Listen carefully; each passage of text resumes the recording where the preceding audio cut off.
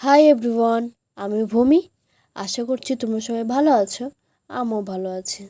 সোমবারই আমি গিয়েছিলাম পতিরাম ধাম মন্দিরে। তো এখন জল নিতে এসেছি নদীতে। তো এত ভিড় ছিল, মানে কি বলবো। এখন আমাদের জল নেওয়া কমপ্লিট। এখন যাব মন্দিরের সামনে, লাইন দিয়ে যেতে হবে। অবশেষে আমরা লাইনে দাঁড়িয়ে পড়েছি। দেখো কত বড় লাইন, একবার জাস্ট দেখো। ফাইনালি আমরা মন্দিরের সামনে চলে এসেছি। এতক্ষণ অপেক্ষার পরও তোমাদেরকে শান্তি মনে জল ঢালতে দেবে না, এটাই সাধারণ নিয়ম। তবু আগের তুলনায় ভালো করেছে। খুব কম সংখ্যক লোককে মন্দিরের ভেতর ঢোকাচ্ছে, আবার বের করছে, আবার ঢোকাচ্ছে। এইদিকে দেখো, মূর্তিগুলোর সামনে যে প্লাস্টিক দিয়েছে, কেন দিয়েছে?